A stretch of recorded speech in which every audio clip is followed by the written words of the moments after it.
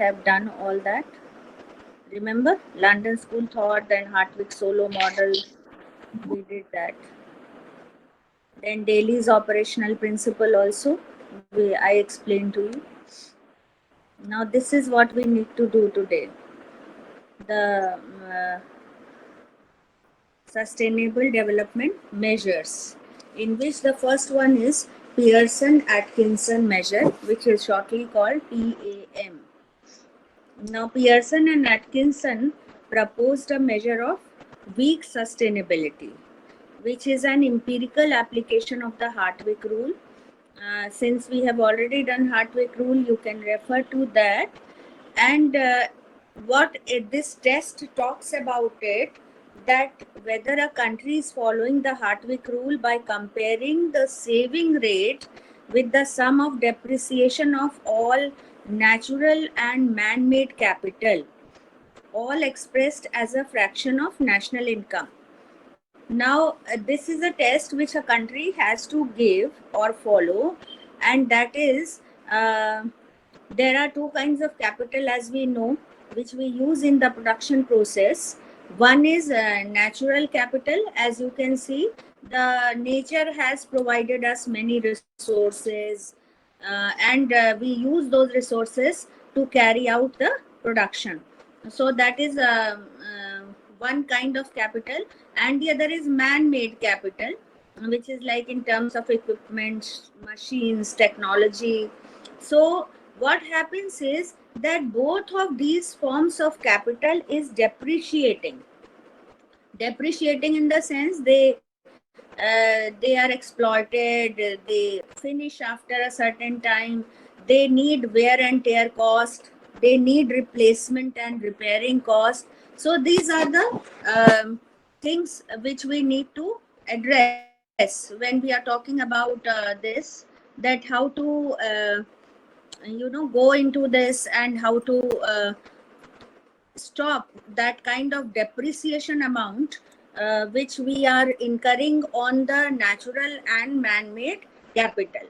So whatever we are saving in terms of out of our income after consumption, that should be at least equal to the sum of depreciation of natural and man-made capital, and it should be expressed as a fraction of national income. That means national income, if it is growing at the cost of natural and man-made capital, then we have to see that all the savings which the people are doing should be reinvested. ऐसा ना हो कि वो saving idle पड़ी रहे, और अगर वो reinvestment हो रहा है in these two forms of capital, that is natural and man-made, then it is argued that the aggregate capital stock will not be falling and a constant consumption stream can be maintained.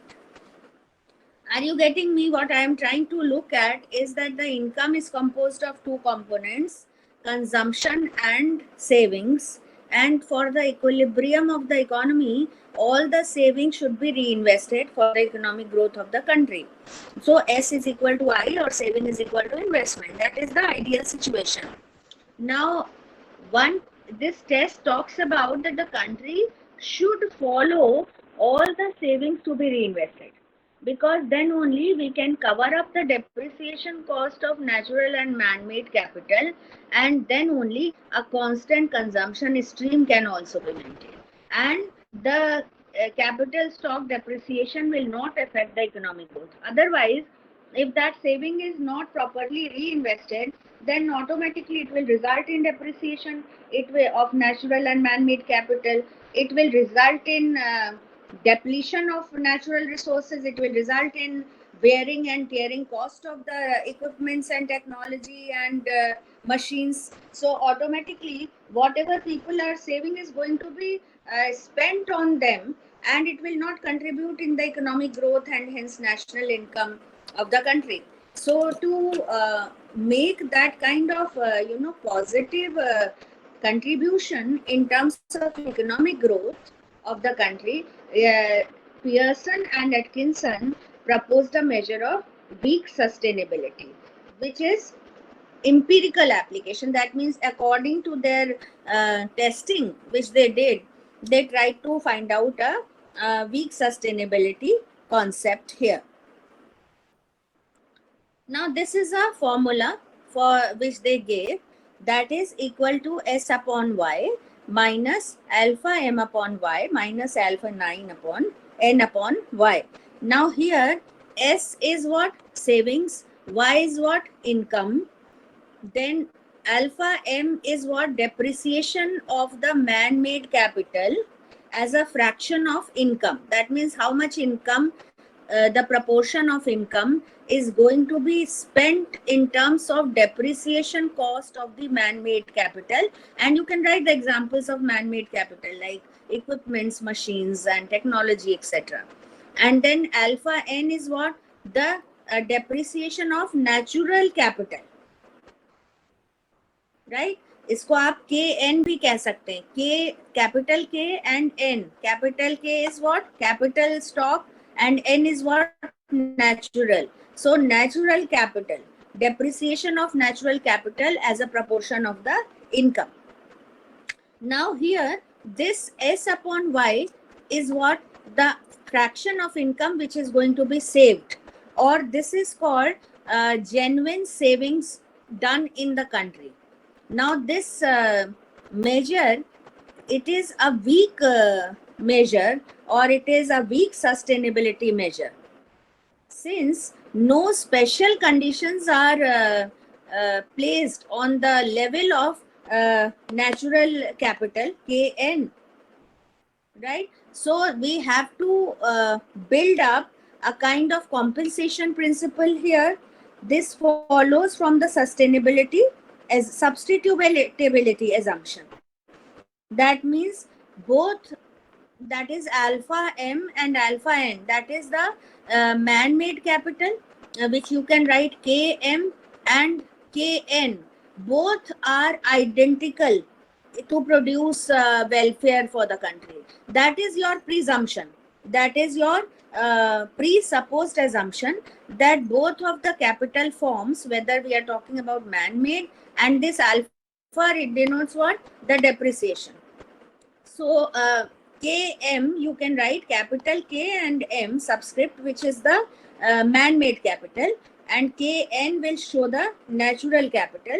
So both of them have the equal capacity to contribute to the economic welfare of the country. So it's a kind of this measure, which is the saving out of income. This is a weak measure for sustainability, which they try to represent through this Pearson-Atkinson measure. That's why it's called a weak sustainability rule. Why? Because it depends upon these two factors. And if these two factors are more than the savings, then automatically this will not have a positive implication on the economic growth of the country. And hence the national income will not rise. So to continue to ensure the sustainable growth of the country, what is required is this should be greater than these two, and the difference should be positive. That's why you have written a subtraction sign here. That means the savings out of the income should be reinvested, and it should be reinvested in such a manner that the depreciation of man-made and natural capital, totaling them, will be less than the reinvestment for the economic growth. Then only you are saying that the country is progressing, the country is growing, the national income is growing, and that kind of development is taking place, which can be called sustainable development. Now this is an explanation of that formula only. S is saving, Y is income, alpha M is depreciation of man-made capital, KM, K is capital, M is man-made, and alpha N is depreciation of natural capital, KN. Genuine saving measure, that is PAM, which is written there, Pearson-Atkinson measure, is referred to as a weak sustainability measure, since no special conditions are placed on the level of KN. This can be allowed to decline so long as KM is built up in compensation, because natural capital you cannot build up. Natural capital is a free gift of nature, and it is subject to depletion. For example, forests, for example, land. Now these are the natural capital forms which cannot be made by the man. If they deplete, then they deplete, and you have reduction in their amount. So what you can do? You can only create man-made capital.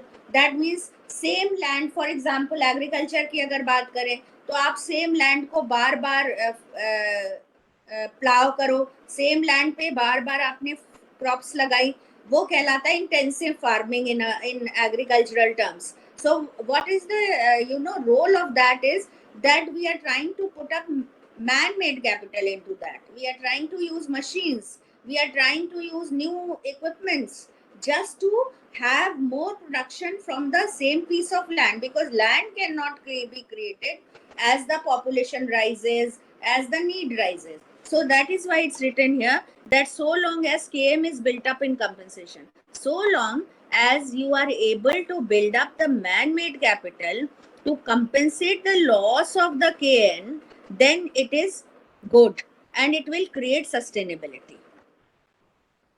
And assumption क्या है यहाँ पे, जो अभी हमने बताया कि presumption आपको करना है कि KN और KM are regarded as identical in their contribution to produce welfare. ये यहाँ पे कट गया, आप लोग लिख लीजिए. In their contribution to produce welfare. That means both have equal efficiency. And that is why अगर KN आपका deplete हो रहा है तो आप KM से उसको substitute कर सकते हो. That's why we have used the word of substitutability rule. That means you are substituting man-made capital to the natural capital to produce the same type of growth, to produce the development which can be called sustainable. So is it clear now what is PAM, Pearson-Atkinson measure? If anything is not clear, please tell me.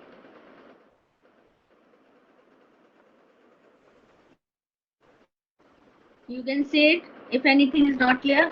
Otherwise, you can say yes, you understood. So we will continue.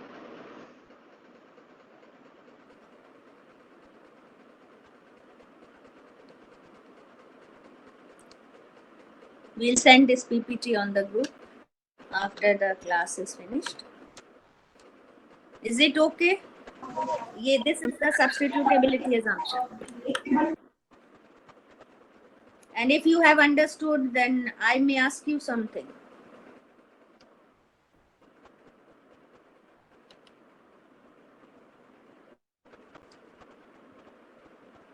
Please, I think all of you can unmute your mics for a second and tell me. It's not a very bland class, like मुझे कुछ दिखता नहीं है ना, समझ में आता है ना, सुनते हैं, तो it's a kind of board to which I am talking to.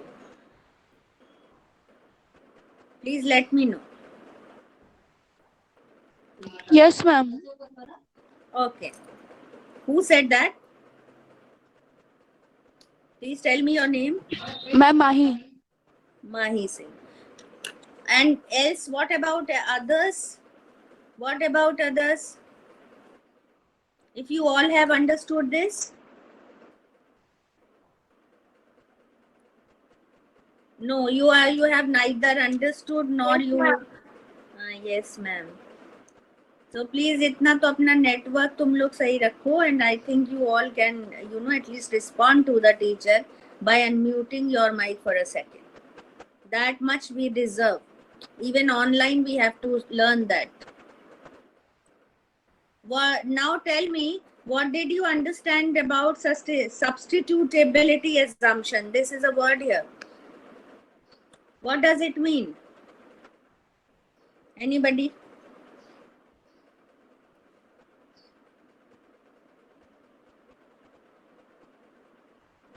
Ma'am, natural capital can be substituted for man-made capital. Okay, so which capital is you can control? Which type of capital we can control as humans? A man-made capital. Right, very good. So man-made capital we can control, and that is why whenever the natural capital is depleting, then we can substitute that with the man-made capital, because we are making this assumption that both are regarded as identical, both have the same capacity in their ability to produce welfare. That means they have the equal capacity to produce welfare, and so we can substitute the natural capital with the man-made capital. That is the crux of this Pam Pearson Atkinson measure. Now the criticisms. When we talk about the criticisms, you can read these points. Number one, it is difficult to measure depreciation of natural capital empirically. That means in data terms, in numerical terms, you cannot clear cut tell about how much has been the depreciation of natural capital, how much the land has finished, how much the forests have been depleted. So these kind of empirical analysis is difficult. Second, it pays no attention to measures of intra-generational fairness in the distribution of income. That means intra-generational means sustainability implies that we are talking about future generations. We are talking about that kind of development which can keep our future generations safe, right? They don't have a crunch of resources when they grow up, when they need to use those resources. But then what is the intra-generational fairness means within the generation of the present times. For example, I am belonging to one generation, you are belonging to one generation, the child who is 5 years or 6 years is belonging to another generation. So that kind of distribution of income will be different in all these generations also. So how to have or ensure the fairness there, that is also a kind of issue which needs to be addressed. And this Pearson Atkinson measure does not talk about that kind of intra-generational inequalities in the distribution of income. And thirdly, since the measure of resource changes in genuine saving is a money measure, changes in resource prices may mark changes in physical stocks in either a more or a less sustainable direction. That means genuine savings को तो आपने monetary terms में दिखा दिया, लेकिन जो resource prices में change होता है उसकी वजह से उनका फिजिकल स्टॉक भी चेंज होता है. That fact has not been highlighted in this measure, and that is why sometimes even if you want to invest the savings, but then if there is a resource price change and it rises up, then automatically if it rises there will be a change in the physical stock of the resources also, the man-made resources at least, and then automatically it will lead to either, if it is an increase in the physical stock, it will be leading to more sustainable growth. If it is decrease or decline in the physical stock, it is leading to less sustainable development. So that is another factor which this measure did not talk about, that is the changes in the resource price leading to the changes in the physical stock. So this completes our one measure of sustainable development, that is Pearson Atkinson measure. Ma'am, Please tell me. Ma'am, actually, can you explain the third point with some example? Yes. You are saying that savings need to be reinvested for the economic growth of the country. Savings कई बार हम जब saving करते हैं तो बहुत liquid में रखना चाहते हैं, और अगर हमने उसको लिक्विड कैश में रख लिया और इन्वेस्ट नहीं किया, suppose we don't deposit that saving in bank, और we don't put it in mutual funds, we don't put it in SIP schemes, that means we are not making that saving coming out in circulation. Now what happens is that on the other hand, it will affect definitely the investment process, and investment in the sense that it will not come out in circulation, and if it will not come out in circulation, automatically the production will be adversely affected, because investment in any way, अगर आपके पास money supply ज़्यादा होता है circulation में, investment बढ़ता है, तो production भी बढ़ेगा, प्रोड्यूसर एक्टिविटीज़ भी बढ़ेंगी, एम्प्लॉयमेंट भी बढ़ेगा, इनकम भी बढ़ेगी, और फिर अल्टीमेटली सेविंग बढ़ेगी. ठीक है ना. So it's a kind of a circular kind of mechanism operating in the economy. Now there may be two cases. Either you are investing the saving or you are not investing the saving. If you are not investing the saving, then what will happen? You will have a crunch of resources. Because the investment is not taking place, the production will not happen. जो production हुआ है वही नहीं बिक रहा है, तो हम आगे क्या प्रोड्यूस करके करेंगे? So it will result in unemployment, it will result in decline in savings, and automatically जो हमारे पास stock of capital है, whether it's man-made capital, it is going to face a kind of crisis situation, because nobody is wanting that capital. They don't want to produce. So in that case, they will not need machines, they will not need equipments, right? And automatically it will result in changes in the physical stock, decline in the physical stock of the man-made capital, and ultimately resulting in less sustainable development. That is one situation. The other is, अगर आप उस सारी saving को reinvest कर देते हो, production बढ़ेगा, आपके रिसोर्सेस का यूज बढ़ेगा, और जब रिसोर्सेस का यूज बढ़ेगा, that means you will be needing more resources, so automatically their prices will rise, right? And if their prices will rise, you will have more sustainable development. So this is a circle which is a circular flow of income and growth, या product and income, जो आपने national income में पढ़ा होगा. पता नहीं आपने अभी पढ़ा है national income अपने first paper में, macro में, या नहीं पढ़ा है? Yes ma'am, पढ़ा था. That is a circular flow which operates between the firms and the households. This is a kind of mechanism which is operating. Now here you are going to put everything in this terminology of environment or the resources, whether man-made, whether natural. So you are using that terminology. Make it a point कि आप उसको pure production या economic terms में ना लिखकर, जब भी आप आंसर लिखेंगे तो उसमें आप उसका जो रोल है या उसका जो इम्पैक्ट है वो आप सस्टेनेबल डेवलपमेंट या एनवायरनमेंट पे दिखाएंगे. Is it okay now? Yes, ma'am. Okay. Thank you so much. Okay. Now we have the second measure, that is Index of Sustainable Economic Welfare. Now this index was given by Delhi's operational principle we have already done, and COB. Remember these two names. They have formulated the Index of Sustainable Economic Welfare as the genuine progress indicator. The approach is to adjust elements of conventional national accounts for wider determinants of welfare in a somewhat ad hoc manner.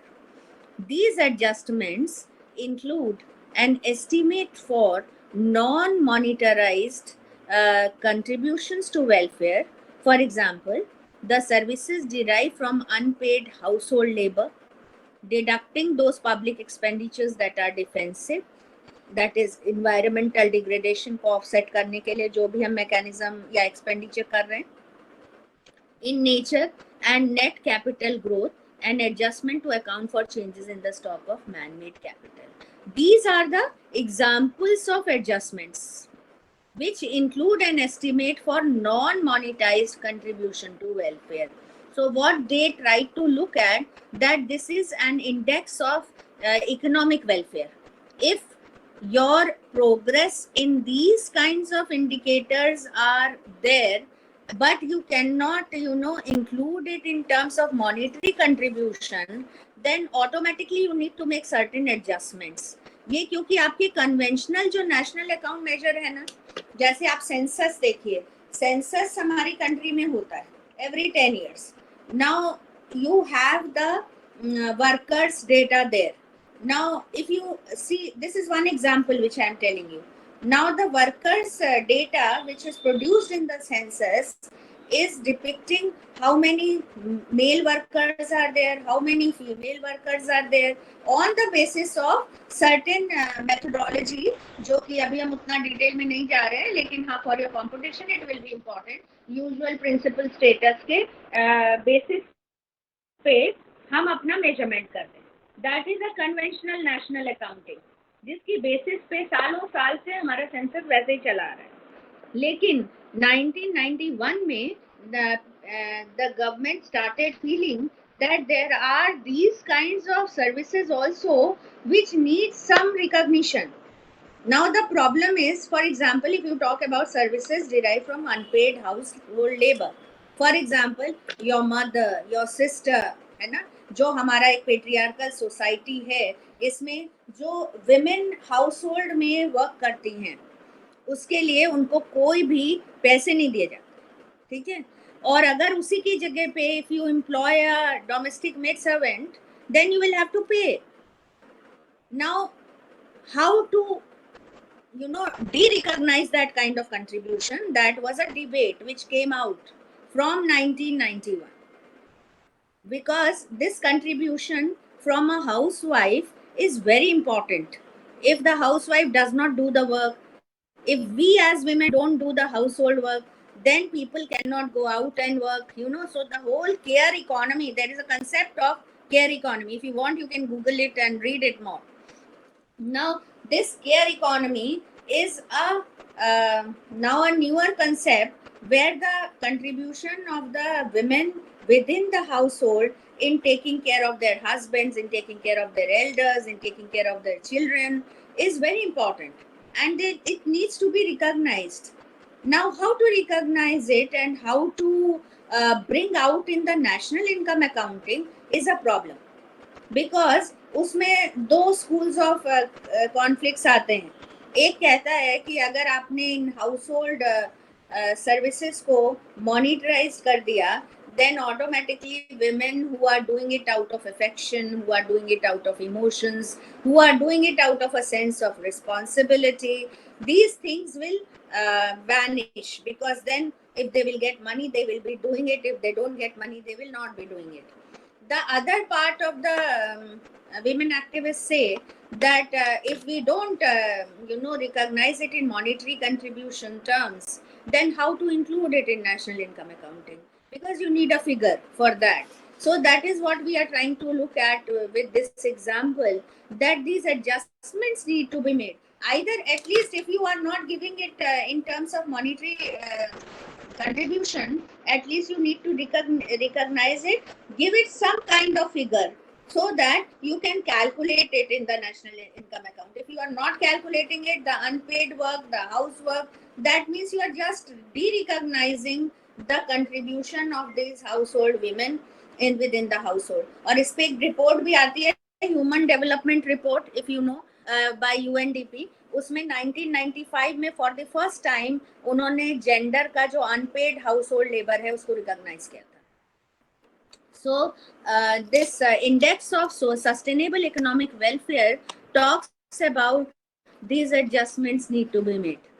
If you want a genuine progress indicator, if you want that there has to be a good formula for the index of sustainable economic welfare, then we have to bring in these elements also in the conventional national accounting.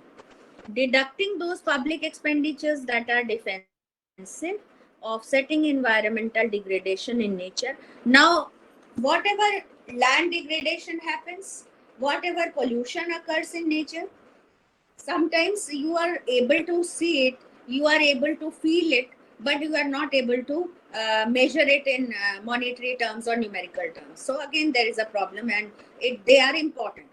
They are creating problems. They are impacting the welfare of the people. And net capital growth, that means changes in the stock of man-made capital, which is producing an economic growth impact, which we did or saw in the earlier slide also. So you need to talk about these adjustments, that we need to make that. Only then we can call it the index of sustainable economic welfare. Did you get it? Yes, ma'am.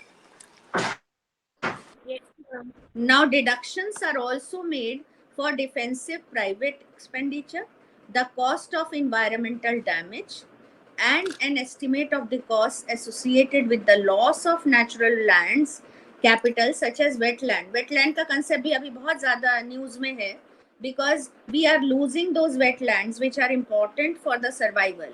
Wetland आप Google पे डालिएगा, आपको मिल जाएगा, थोड़ा सा पढ़ लीजिए इसको for your knowledge से. Now Yes, ma'am. index of sustainable economic welfare is equal to C. C stands for consumption expenditure. P stands for non-defensive public expenditure. G stands for growth in capital and net change in international position. W stands for estimate of non-monetarized contribution to welfare, जैसे जो आपके house hold labour का हमने example दिया housewife के contribution का. D reflects defensive private expenditure. तो आपका एक नॉन डिफेंसिव पब्लिक एक्सपेंडिचर है. P non defensive public expenditure माने which is done by the state, and D is the defensive because it's done by private individuals, so it will be defensive expenditure. E for costs of environmental degradation, and N for depreciation of natural capital. So remember this formula. What Daly and Cobb tried to look at is that you have to add these 4 items, because this is consumption expenditure, which is going to reflect on the income distribution of the country. P is done by the state. It is done for the economic and social welfare. So the government cannot control this expenditure. If population is rising, you need more schools, you need more health centers. So automatically it's a non-defensive public expenditure. So it is rising automatically. If it is rising, you will be having, an increase in the whole scenario, whole economic growth. G for growth in capital. Automatically, if capital is growing, if capital means here the borrowings, the credit expansion is taking place because you are trying to boost up the production. And automatically, if capital is growing, there will be a net change in international position, because you will be coming on a scale in comparison to other countries on a higher level. Now, W is non-monetarized contribution to welfare. This is an indicator which talks about these adjustments. Now, if you subtract these, because they are not contributing really in the economic growth, they are benefiting a private individual. For example, D. D is what? Defensive private expenditure. So the private individual is spending it for their own welfare. So it is a minus item from the sustainable economic welfare. Then E is the cost for environmental degradation. Now, as environment is degrading, if land is degrading, if pollution is enhancing, it will be a minus thing, because your externalities are going to be produced in a negative manner. Your health is going to be affected in a negative manner. So this will be a deductive item. And N is depreciation of natural capital. Automatically, whatever forms of natural capital we just mentioned earlier are going to be depleted, because they are created by nature and there is a fixed supply of them. And after that, if you don't use them judiciously, if you don't use them in a proper manner, then they are going to be depreciated. So this is you can explain it in a greater term, and you can understand that why these 3 are minus and why these 4 are plus items. And if you use this formula, then automatically you can create an index of sustainable economic welfare. Is it clear? Yes, ma'am.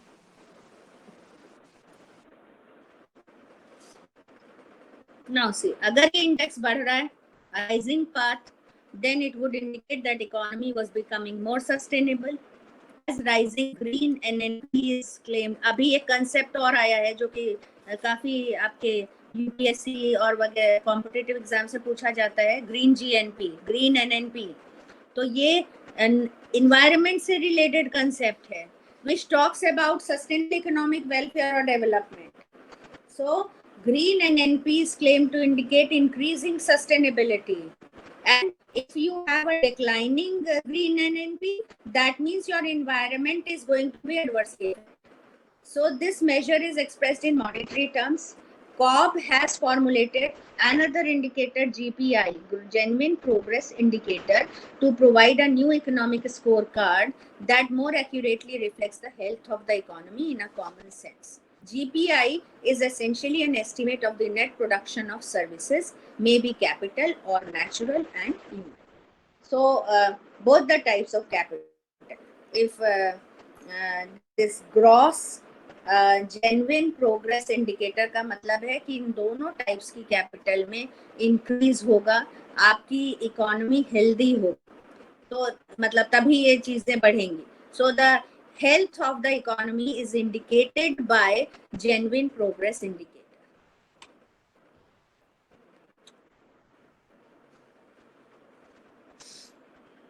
Now they have just in these lines we have tried to explain the items in the formula which we have written, that exclusion of both public and private defensive expenditure and inclusion of deductions of cost estimates for the loss of leisure time, underemployment, loss of forests. A rising GPI over time indicates that the economy is becoming more sustainable, and a falling GPI reflects opposite case. Both measures are based on current flows rather than stocks. Stock क्या है? Stock और flow में क्या difference है? ये भी आपको पता होना चाहिए, being the economic student. Stock is at a particular point of time. Flow is over a period of time. So flow is important. Capital is a stock concept. Investment is a flow concept.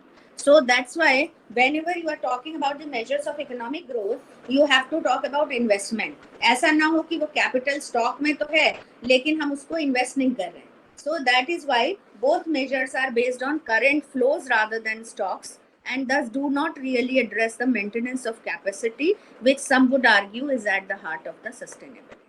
So sustainability will imply that GPI should rise and genuine progress indicator should rise, which is based on current flows rather than stock. Now this is the third measure, environmental space measure, ESM. With these are the two names which you can learn. Schmidt and Bleak talked about this environmental space measure. It is concerned with the fairness of resource use in any one country as measured relative to world average use of that resource. I just used a term earlier that when we are talking about the natural resources in a country, it is given by the nature and you cannot create it.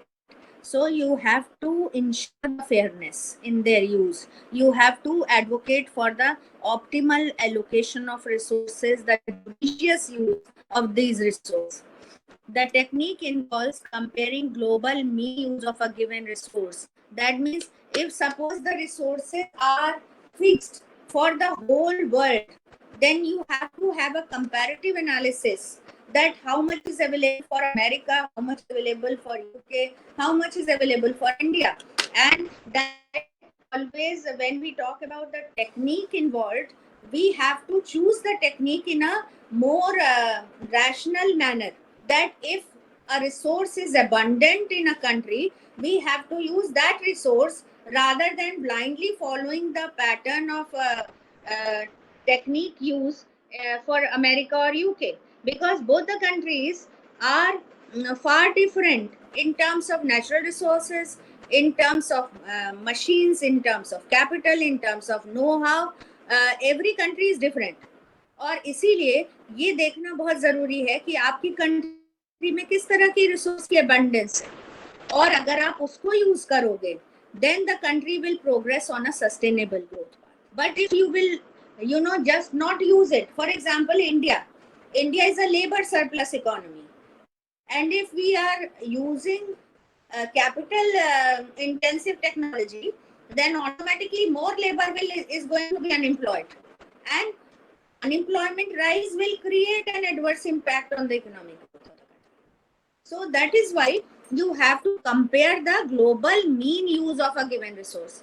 और जब ये नहीं होता, जैसे कि air है, जैसे कि वाटर है, जैसे कि पोल्यूशन जो हो रहा है, ये इसकी वजह से ग्लोबल वार्मिंग का टर्म यूज कर रहे हैं. हम इंडिया की वार्मिंग का टर्म नहीं यूज करते. क्यों? क्योंकि it is not only impacting one country, it is there are certain resources which have to be used by everybody, and that is why there the best option is to find out the average use of a given resource. And some resources you can identify which are specific resources to be used in the production process, and if you have abundance of that, please use that technology. then you will be able to talk about environmental space measure. That means a measure of sustainable development depending upon what you have in your economy, what you have in your society as a environmental good. Resources include non-renewable resources, that is the natural capital which we have been blessed with nature, land, forestry, water resources. So they are subject to depletion. Further, the use of resources in the production of goods, like I just gave you the example of labor intensive and capital intensive resources. And the life cycle analysis is used to estimate total resource consumption, like masses of soil, rock removed, processed in meaning non-renewable resources in country. This is not spelling इसकी correct करिएगा, process. That means जो non-renewable resources हैं उनकी processing हमें करनी होगी, और उसके लिए ज़रूरी है कि हम टोटल रिसोर्स कंजम्पशन को एस्टिमेट करें हर कंट्री में, और एक ग्लोबल कंपैरिजन बनाएं, ग्लोबल चार्ट बनाएं. Then only you will be able to maintain the life cycle analysis. That means all the people will be healthy, expected. Ma'am, your voice is breaking. I think so. My connection is quite good. You are not able to listen. The life cycle analysis is. Ma'am, it's breaking. For everyone, please, others can also report. Her connection is not good. Oh, But ma'am, you your can voice see is clear. Ma'am, your voice is clear. That's why I'm saying, please check your connection better. The life cycle analysis is used to estimate total resource consumption. That is what I'm trying to look at, is that the life cycle hypothesis shows that how much is the expected age or lifetime of everyone in a country. Now that will also determine the quality of life of the people. So that will depend upon the masses of soil, the non-renewable resources की binning पे वो depend करता है. मतलब आप judicious consumption उसका कर रहे हो, आपको पता है कि हाँ ये नॉन रिन्यूएबल है, they can not be renewed after a certain point. Now this is the criticism of environmental space measure. According to Moffat, there are many flaws which exist within the environmental space methodology. For example, difficulties in specifying maximum and minimum permissible use rates for resources, carrying capacities, and assimilating capacities. In addition, selection of resources is arbitrary. Moreover, it is impossible to aggregate across all different resources to obtain an overall environmental space for the country, as measurement units differ. Now, these are the different problems which Moffat tried to look at. कि अगर हम कोशिश करते हैं कि हम ESM की basis पे मेजर निकालें, तो इसमें ये डिफिकल्टीज आती हैं. And difficulties are in terms of how much should be the minimum possible use of resources, how much should be the maximum possible resources, how much is the assimilative capacity of the environment, how much should be selected in terms of natural resources by a country will also depend upon how much the others are using.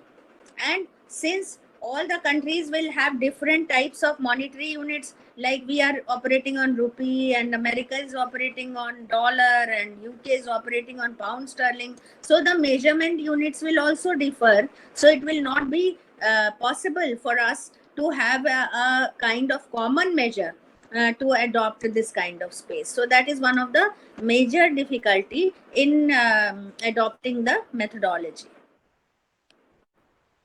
The problem of double counting, as you have done कि national income में हमें double counting की problem होती है. Same here also, there are several resources which can be used not only in one use, but they can be used twice or thrice. And in that case, if you are using that resource doubly, that means that resource is going to be depleted fast. So the problem of double counting may also arise in the analysis. Land Now the land can be used for culture, the land can be used for building, for making a house, the land can be used for putting up a plant. So the same resource, that is land, can have several uses. And so how to limit, how to create that kind of limit that this resource, this land should be put in. Policy matter, policy ideal on which the measure is based seems so far removed from reality and is of doubtful usefulness. That means policy जो public policy की बात करें या government की policy की बात करें, जिन पर कि ये मेजर बेस्ड है, इस ये रियलिटी से आइडेंटिफाई नहीं करता. Sometimes the policy is made at a central level and the reality is something else, so then it becomes a problem. Now the last measure is ecological footprints measure. Ecological footprint मतलब ही है कि the person occupies in terms of land used for agricultural purposes, wood consumption, and to absorb polluting emissions. That means land can be used for several uses, as we can see here. The land can be used for agriculture purpose, the forest can be used for woods, or the forest can be used to absorb polluting emissions. Further, these are aggregated at the country level to show the relative impact on the planet of land consumed and compared to population level. And then there is a problem of a comparison to the population level of the country. The more you have the population, the more will be its relative impact on the land consumed, the lesser will be the capacity of the land being used for agriculture purposes, the wood consumption and polluting emission absorption. Assimilative capacity will be lessened. Now, these two names, Rees and Wackernagel, have developed EFM as an indicator of sustainability. ये land based measure है जिसमें हम human demands को measure करते हैं in terms of consumption. That means how much you want land to produce those goods which can satisfy your consumption needs. Then you have the energy, food and timber consumption per capita are expressed in terms of land areas necessary to produce these amounts. कौन कौन सी consumption की हम बात कर रहे हैं? Energy consumption, food consumption, timber consumption. Like lot of villages are dependent upon fuel, so they need the timber consumption also. So given population figures, this can then be compared with the available land area and a country's footprint on the world calculated.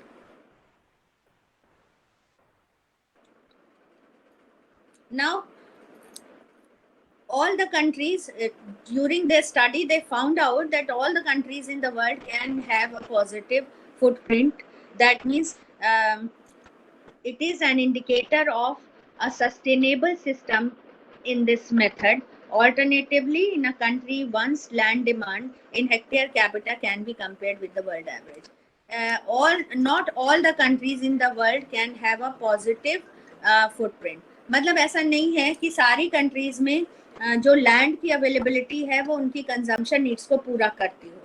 Many a times there is an imbalance between the population and the consumption needs of the people and the resources which can satisfy those needs, and this will be an indication of unsustainable system. That means you cannot create sustainable development because there is an imbalance between the population and these kinds of consumption needs. So automatically we will have to compare the land demand in hectare or per capita with the world average and see that how much land is demanded in our country and how much it is demanded in somewhere else. And then only we can, make out proper policies to improvise on this kind of measure.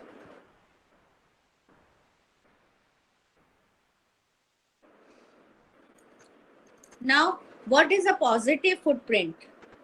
Means either the country's natural capital is being depleted, ecological deficit means natural capital is being depleted, or that it is imposing part of its footprint on other countries via importation. That means या तो आपकी country का natural capital कम हो रहा है और या आप इंपोर्ट्स कर रहे हो अपने नीड्स को पूरा करने के लिए, आपके कंजम्पशन नीड्स ज्यादा है, पॉपुलेशन ज्यादा है, तो you are importing from other countries. So EFM assumes that only sustainable form of energy is that renewable resources, which is surely corrected in the long run. There are renewable resources also which can be renewed from time to time, so we can make an alternative by using renewable resources more and non-renewable resources in a judicious manner. And this ecological footprint depends upon the changes in per capita consumption level and the growth of population. So these two things we need to compare to see whether there is a positive footprint or there is a negative footprint. This is all about the measures of sustainable development. There are 4 measures which we need to write in the paper. So this completes our sustainable development chapter.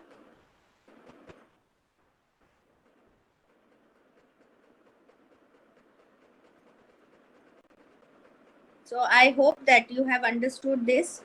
Please